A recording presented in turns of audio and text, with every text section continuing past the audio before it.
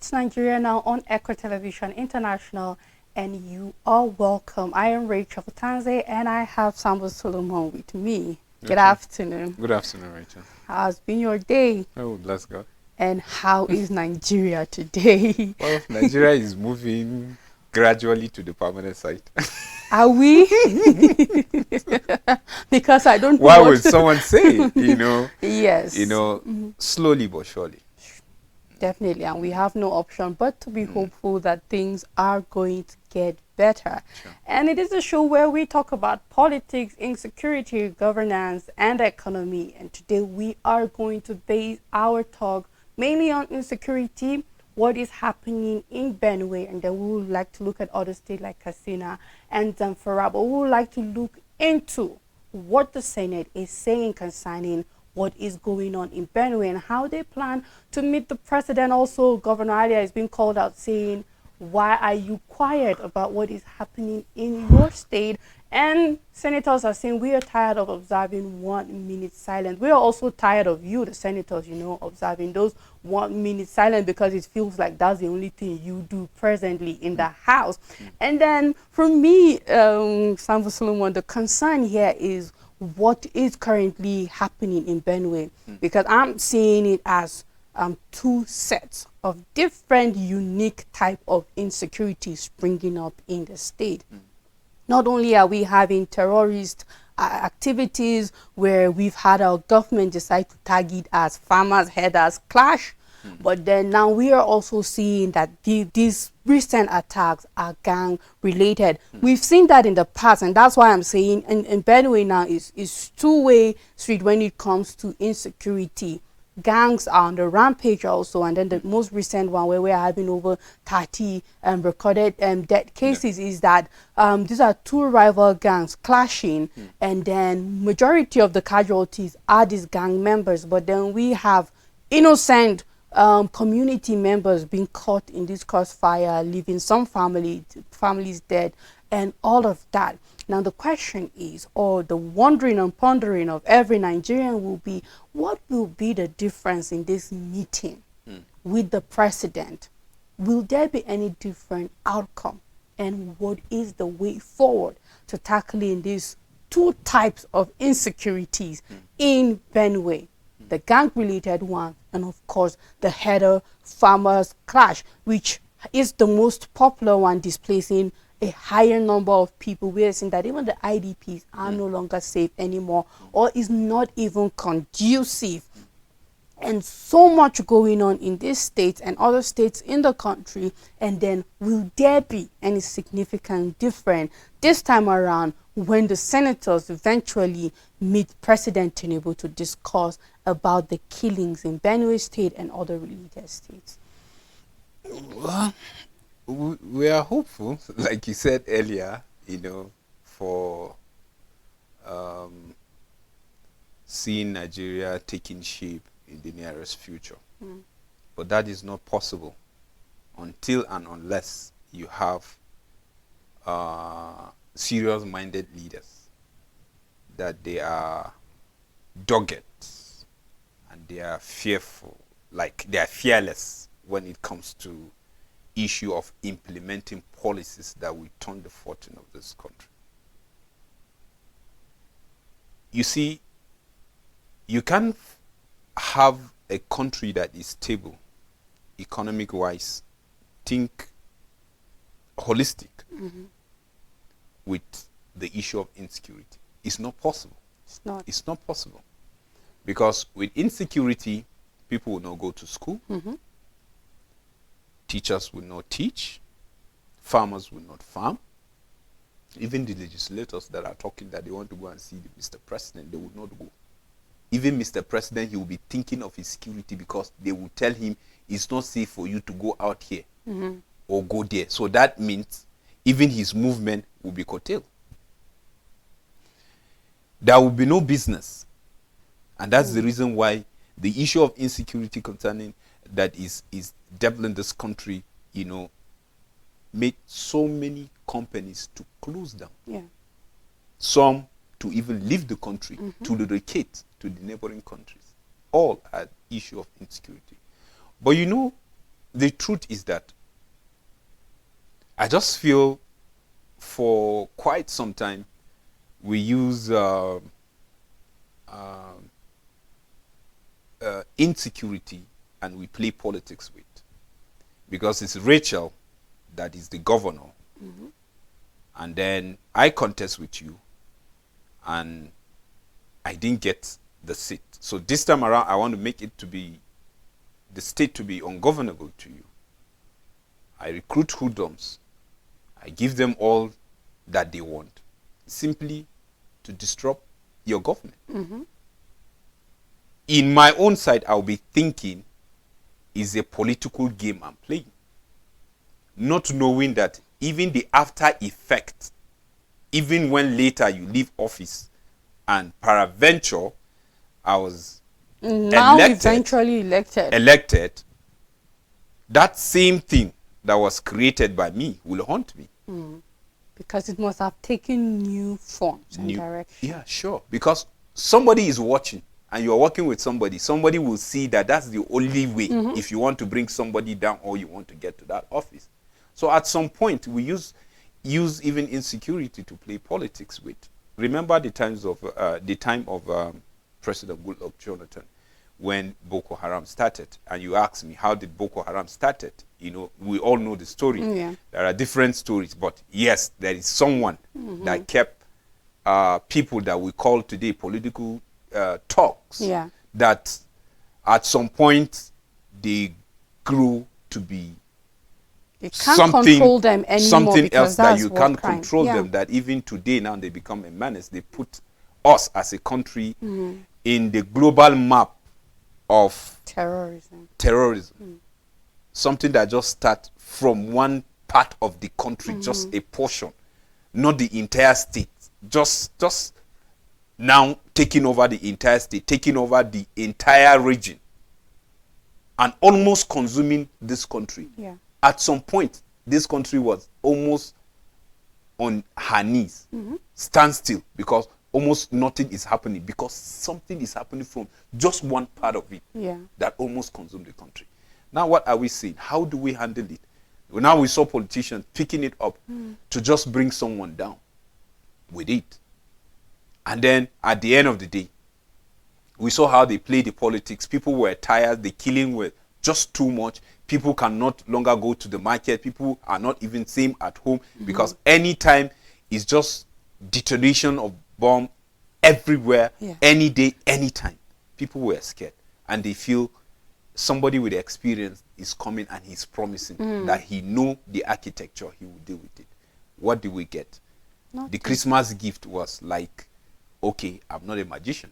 And everybody was like shocked till he finished. We just see He didn't do any magic or no any magic, because he told her, he said he's not a magician. Yes. So what would he tell him? You know, we just saw how they just keep changing names. Yeah. So it's not different from the changing names. That's when we get the headers, farmers clashing, Yeah. which is consuming Benue, right?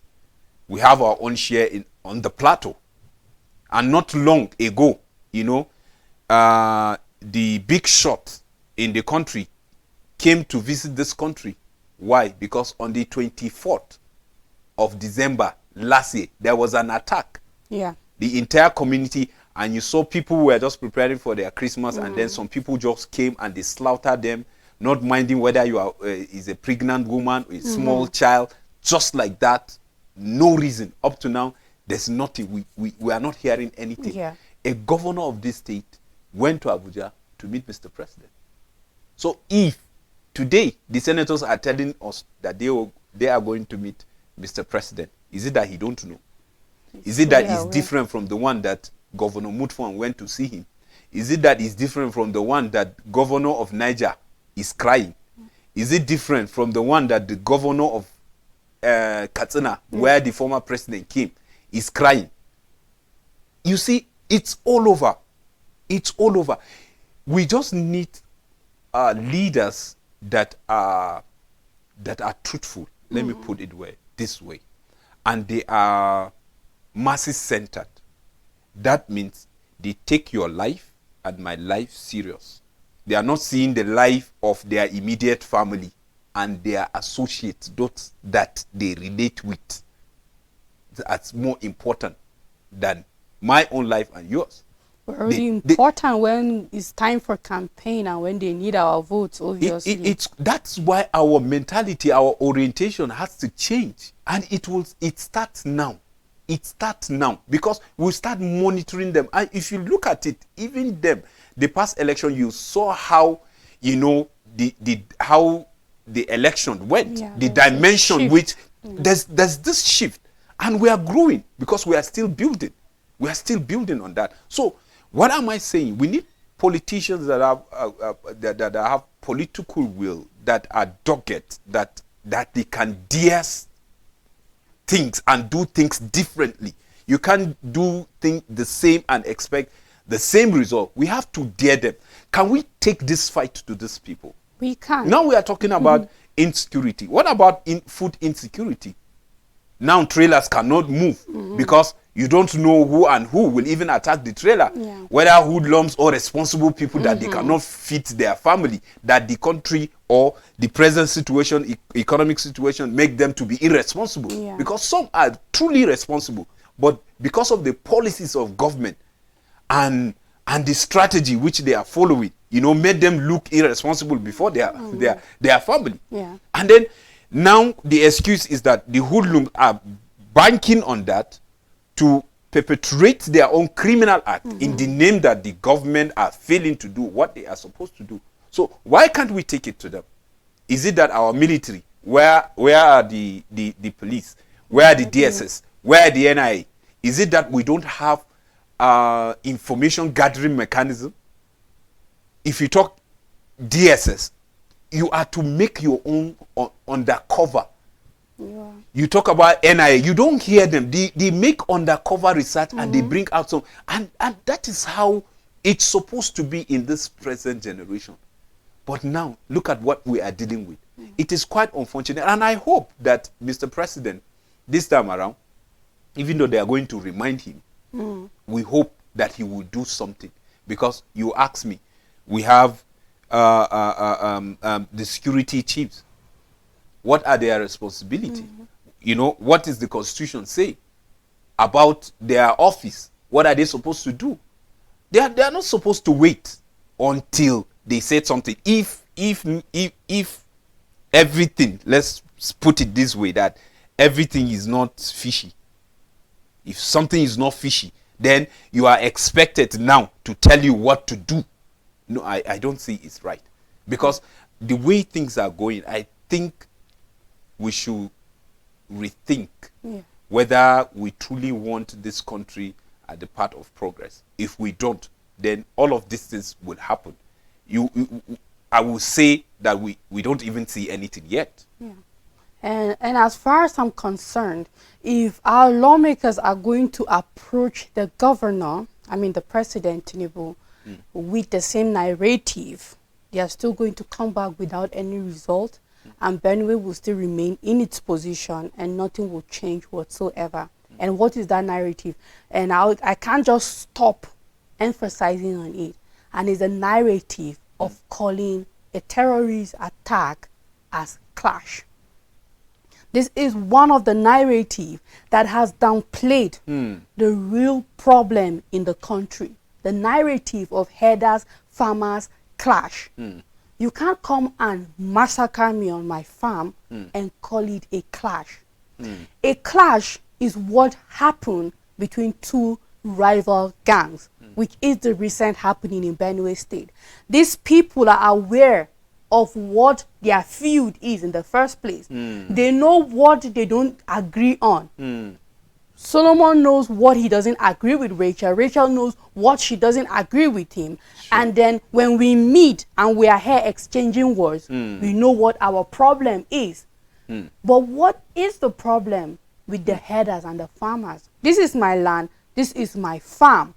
This is my state. This is my community. What are you clashing with me over? You are herdsmen with cattle, nomads, moving from one place to another. What are you clashing with me over? Now, do we change this clash sentence, if you go to the president and tell him herders and farmers clashed again, it's rubbish. Because it changes nothing. It changes the situation whatsoever. The action that is supposed to be taken, or let them go and settle their feud. No. They don't have any grounds whatsoever to clash, because this is my land, this is my farm. Now, if we want to take it to the communal clash or the gang-related activities, and then this is where I believe that Governor Alia shouldn't be quiet whatsoever. This is closely related to you, and you are to call the community heads or chief. What are you doing about this? Because innocent lives are being, even if, because I want to come from the national perspective concerning herdsmen, because this is clearly a terrorist act, and I see it as a federal government concern.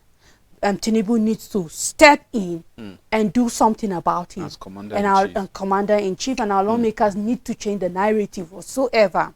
But when it comes to gangs having clash, you ask to summon your community heads or chiefs and tell them, why are you sitting down and allowing this to thrive? You know these people by name and face. When it comes to herdsmen, when it comes to herders, when it comes to Fulani herdsmen, terrorists and all of that, we can agree that they are unknown. Why? Because I, as a community member, don't know this person who just attacked me. But when it comes to gangs and militias in community rivalry, we know them. We know their families. We know whose son, we know whose child, we know the name of the gangs. We know who is the head of that gang, and most importantly, we know what they are fighting over and what they are disagreeing over.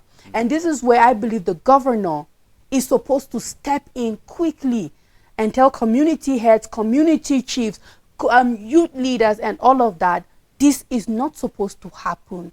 And you rally these people, you give the command to the IGP of your state, to the commissioners of police, rather the CP in your state, and say, this is what you need to do, because we cannot allow these menace. We know these people by name, by face, by tribe, by family, by lineage, by kingsman and all of that, and say this needs to stop. This is one that is solely, I believe, the responsibility of the state. And if you want it gone, it will disappear immediately. But when it comes to herders, it's not only, we are saying it that it's flowing in Nigeria. It's a state of national security.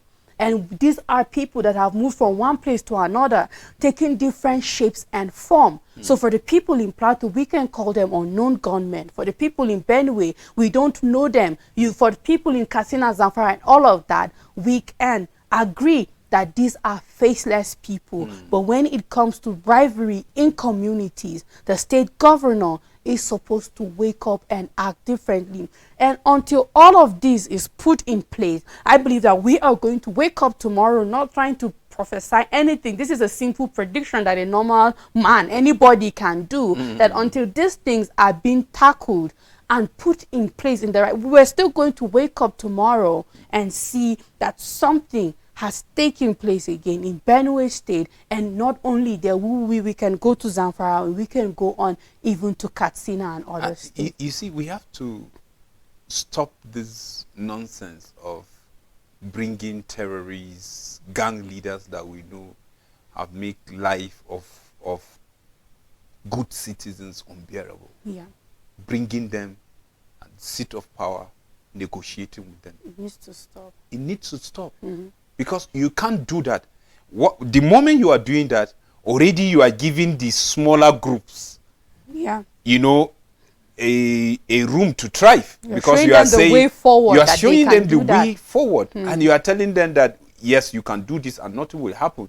The highest is for the government to just bring you on the table and then you negotiate, and you don't know even what exchange hands at that particular meeting. So we have to stop that. We have to be deliberate. That's why I said we need leaders that truly mean well for their citizens. If you mean well for the life of your citizen, that means no life in your state should be wasted just like that in the name of whether rivalry or in the name of any herdsmen, farmers, whatever. You address the issue from the grassroots.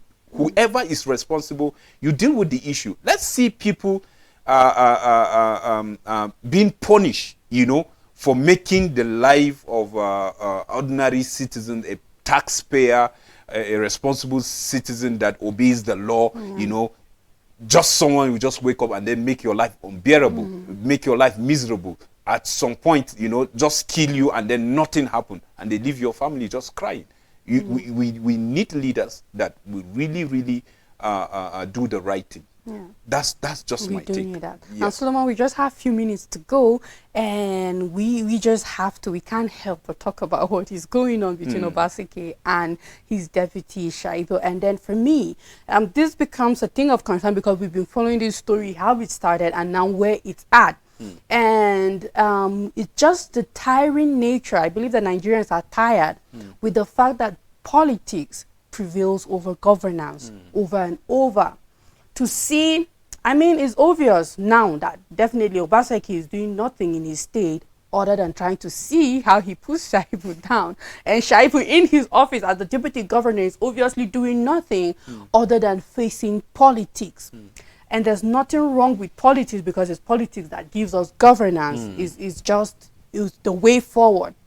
But when it becomes the order of day and is more profitable than what you put yourself to do, as someone elected into a position, it becomes a thing of concern because now the help that the meetings you're supposed to sit down and say, we need to give palliatives out. There's been allocation. What are we going to do? That money is probably being used to fight opposition and to talk about primaries and all of that is a fact. If you are strongly in the business of politics, then governance is suffering. There's no argument about this.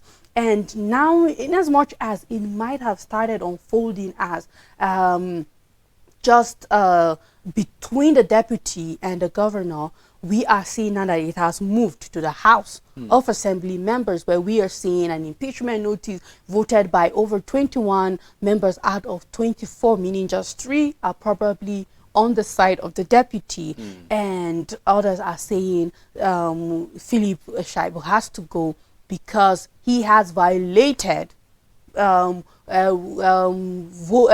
of secrecy and perjury.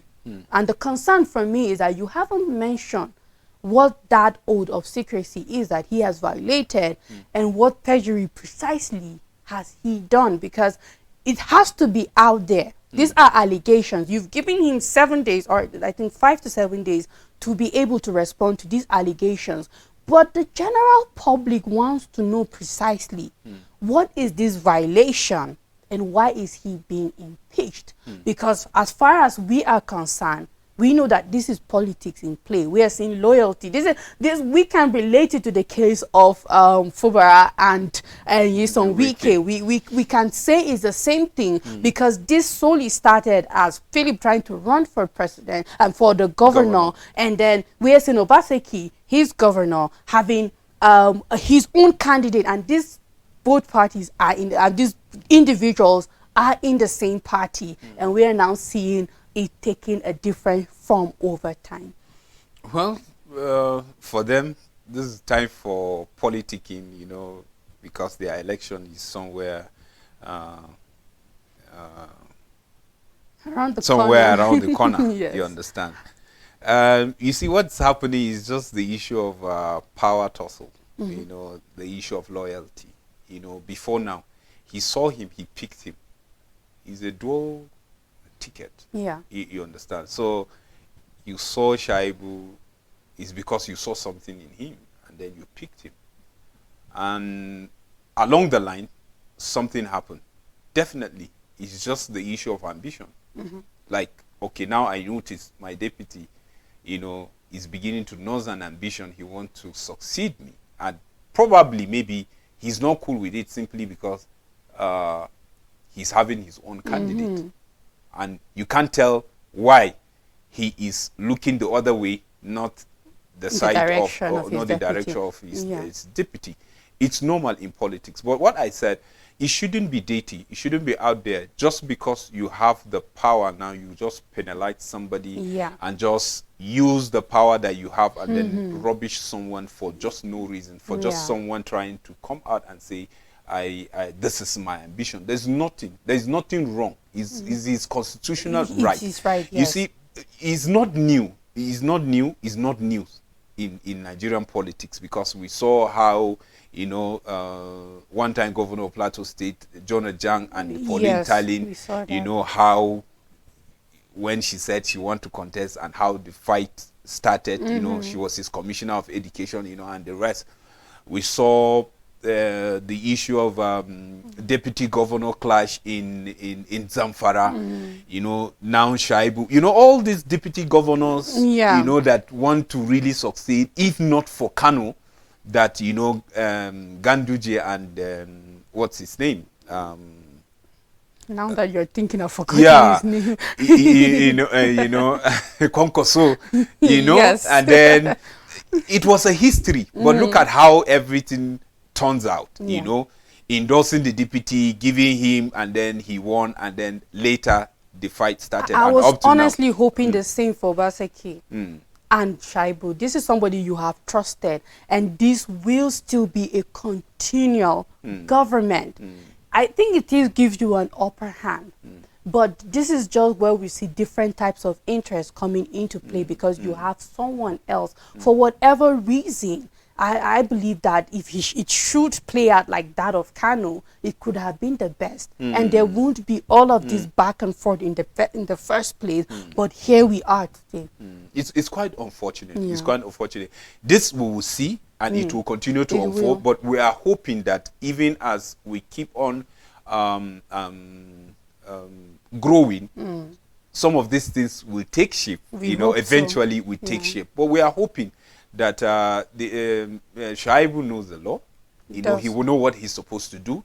Yes, they can impeach you. You can still go to the court and still claim your mandate, even Yeah. when the tenure is over. You can still go back and then claim whatever that True. is due you, and then the court will give it to you. But what I'm trying to say, even the members of House of Assembly, they know how even the governor maltreated some of them. But look at it, out of 24, we're having 21. All that I'm saying, just stand at the right path, because definitely posterity will speak for each and every one of us in the future. What you do today, if it's right or wrong, it will definitely haunt you in the future. So we should look at it beyond the politics and see what are you bringing on the table. Is it the right thing I'm doing today, or it's simply because I'm opportune, I have the power, and then I'm maltreating somebody? I don't think it will help. That's why you see, after politicking, after getting to the office, the governance becomes a problem, because already you have generated a lot of enemies, Yeah. and then you begin to fight each other instead of doing the right thing for the Thank people. you so much, Samba Solomon, for You're doing the welcome. show today with me. And thank you for you out there who didn't turn your dial. Thank you for staying tuned to the end. Till we come your way tomorrow, goodbye.